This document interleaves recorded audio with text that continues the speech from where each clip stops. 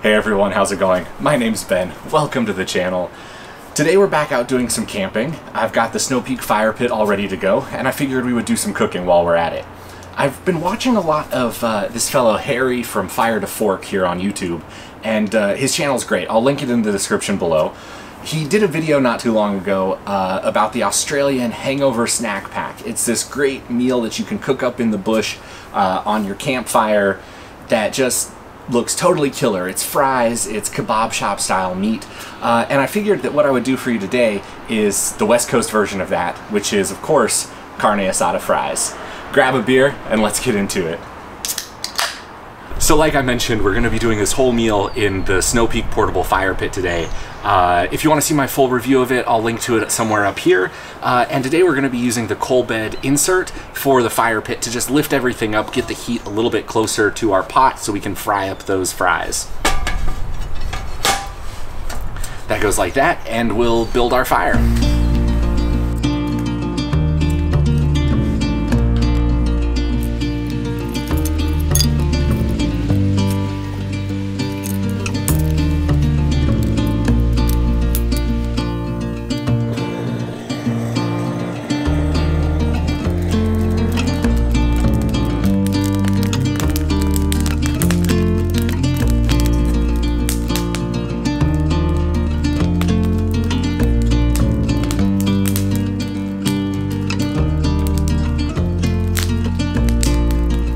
So we've got the campfire started.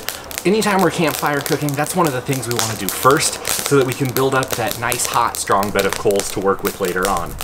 Now, as far as what we've got going on today, like I mentioned, we're doing Carne Asada Fries. To really keep it authentic, we've got store-bought frozen crinkle-cut fries that we're going to fry up over the fire. So that'll be really fun. A lot of people ask me, or a lot of people think that it's way too much effort to fry out in the backcountry. I don't think that's the case. Typically what I'll do is save an empty bottle of olive oil or cooking oil and just fill it up before I leave with the amount that I'm going to need for my pot or my pan. This is really great because it means that leftover oil can go back in the bottle after it's cooled off the next morning, and I can take it home with me to dispose of properly. So that's something I really recommend. Another thing I would probably recommend for recipes like this is anytime you're going to be marinating something, or if there's a chance to do a preparation step at home, it's really going to make your life easier. So today I've got the Goal Zero and the food processor with me. I'm not typically going to do this at the campsite. Typically I would have this prepared with me and the meat just in my Dometic marinating on the way to the campsite. We're also going to be making some guac to go on top of the Carne Asada Fries today. This is probably something I would do at home as well, prepare the guac. I love these Stanley double-walled bowls for something like this. It's got a really strong lid. I can throw it in the Dometic after it's prepared, and it's going to be perfect when we get to camp. So first things first, let's go ahead and get started with that marinade.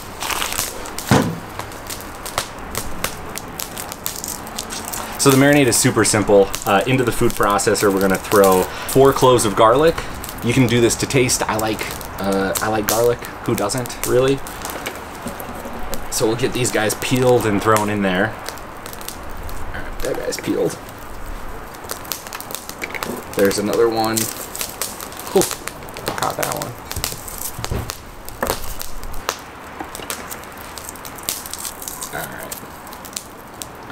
We'll call that good on garlic. We're also gonna take half of a bunch of cilantro. We'll save the other half for the guac. And I'm just gonna give that a really rough chop before it goes into the food processor.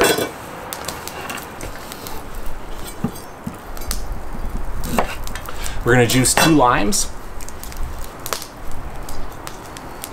Make sure we get it all into the bowl.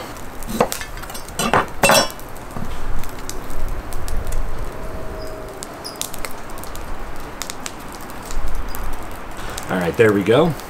Oh, shoot. I forgot the secret ingredient. Let me run and grab that really quick. All right, the secret ingredient. If you would have told me this earlier, I probably would have never believed you. But I saw a video from Sam, the cooking guy. I'll throw it in the description. Making carne asada. He does some soy sauce in there, and it's a total game changer. So don't knock it till you try it. It adds just this sort of umami flavor to it. It's not overpowering. So we're gonna go on with some of that. This is Probably gonna just finish off this bottle of soy sauce, maybe a tablespoon or so. There we go, so some soy sauce. Please don't flame me in the comments. It's really good, I promise. Salt and pepper, of course, in there. Just a healthy amount of salt and black pepper. And then we're gonna throw some oil in there too, just to sort of bring everything together. Just give it enough liquid to turn into a real nice paste. That's what we're looking for. All right, lid goes on here. Plug this guy into the Goal Zero. And we're off to the races. You just want everything really nice and chopped up and well combined in here. That looks good to me. Maybe we'll give it another minute.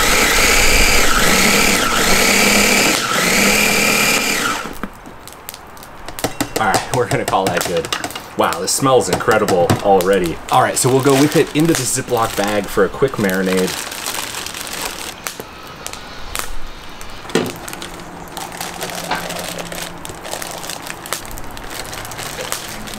Set that aside to clean out later. We're all done with this guy. That Goal Zero really does come in handy for little kitchen appliances like that. Man, I'd never thought of that before, actually. All right, and then we've got about 1.5 pounds of the thinly sliced carne asada meat here. That'll go into the Ziploc bag, and we'll just want to get everything nice and coated. If it seems a little too thick, add a little bit more oil, add some more lime juice. You just really want to make sure you get everything nice and coated. So once that's done, you can go ahead and set it aside. And really there's no time limit here, so if you're like me doing it at camp, just do it first and that will be perfect. If you've got a chance to do it before you leave home, half a day, something like that, it'll just get more and more delicious as time goes on. With that said, we've got our coal bed getting hot over here. We can start thinking about the fries. Let's get to it. So right now we're really waiting for the fire to catch up to us, which is something that happens when you're cooking in the backcountry, when you're making these campfire meals. What we don't want to do is jump the gun. We really want that bed of coals established and putting off some good heat, or else we're just going to be disappointed when we get the pot and the oil on here and it won't come up to temperature and we just end up with soggy, disgusting fries. So I'll tell you a little bit about how we're going to do that though. Again, Harry from Fire to Fork, check his channel out. He is a master of cooking in the bush, and we're gonna steal this page out of his book, which is what he calls cold oil deep frying.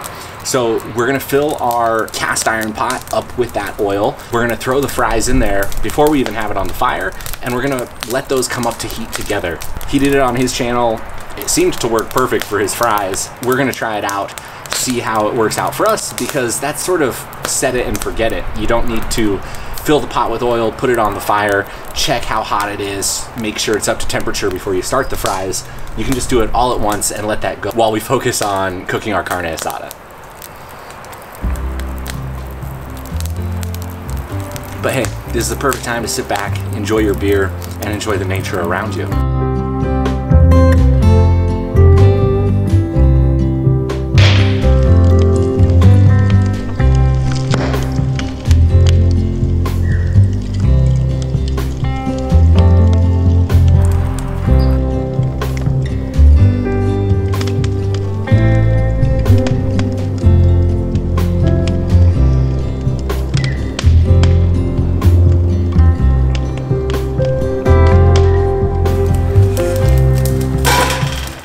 So we're ready to get going. I'm gonna throw the cast iron on the fire. We'll get the oil in there.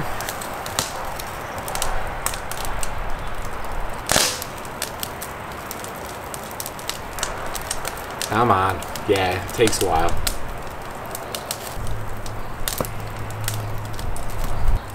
All right, we're getting there. Perfect. Now it's about 1 liter of cooking oil. And then we're just gonna open up the fries and go right in with them.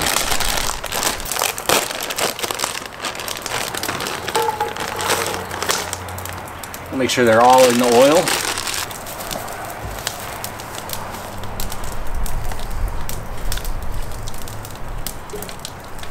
All right, and it really is as simple as that. We're gonna let this guy come up to temperature. We'll start hearing those fries cooking. And in the meantime, we can get our guac going.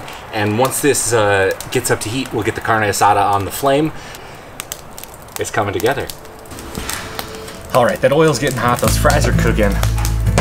It's time for us to start on the guac.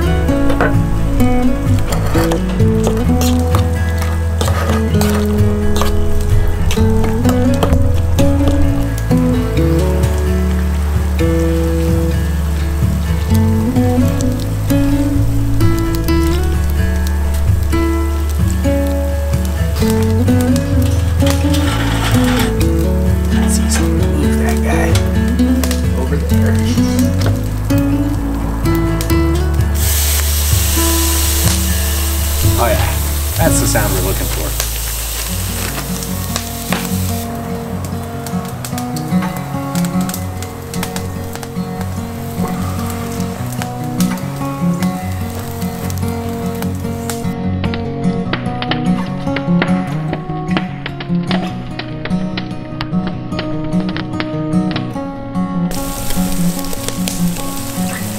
All right, so what we're looking for on these fries is this exact beautiful golden brown color. These guys are ready to come out of the oil. We've got a plate with a paper towel for these to drain on. Let's do that. We'll finish up the meat, and then we'll put these carne asada fries together. All right, I've got my tongs, I've got my plate and paper towel. All I want to do is grab these guys, drain them as much as I can, get them onto the plate to finish draining. Try not to lose too many of them. Oh, this is gonna be good.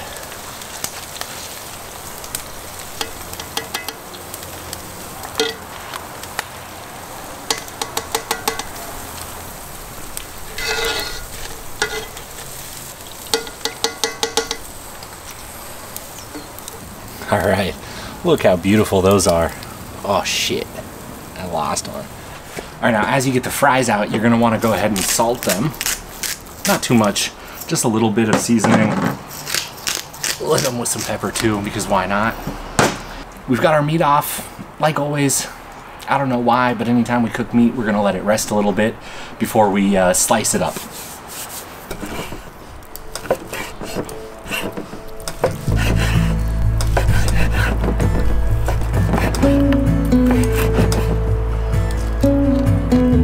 Let's see, so you don't want any pieces that are too big.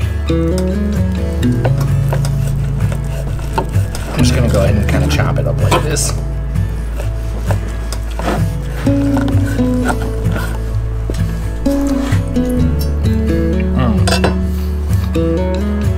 Don't forget about your beer while you're at it. Alright, it's time for all this to come together. So what we want to do is go ahead and throw some of our fries down. We brought the nice dishes camping with us this time. Just kidding, we're in the backyard. These came from the kitchen. You got your fries down. Let's go in with the carne asada, just right on top like that. Be generous with it, we're camping. Now on top of all of this,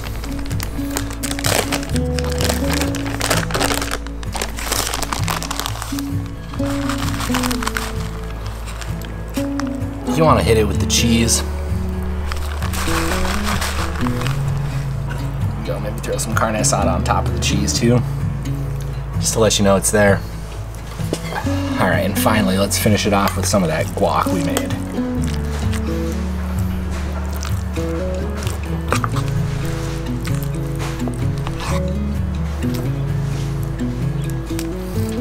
There you have it.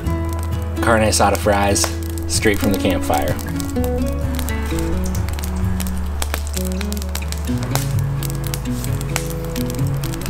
Oh. Wow. The fries are crispy. The carne asada is delicious. The guac is so fresh. Alright, that is going to do it for this video because it is time for me to chow down on these carne asada fries. Hopefully you enjoyed it. If you did, give it a thumbs up. If you're new here, subscribe, stick around. I'd love to have you. And hopefully you're planning to get out there and cook some awesome campfire meals here soon. Until next time, get out and explore somewhere.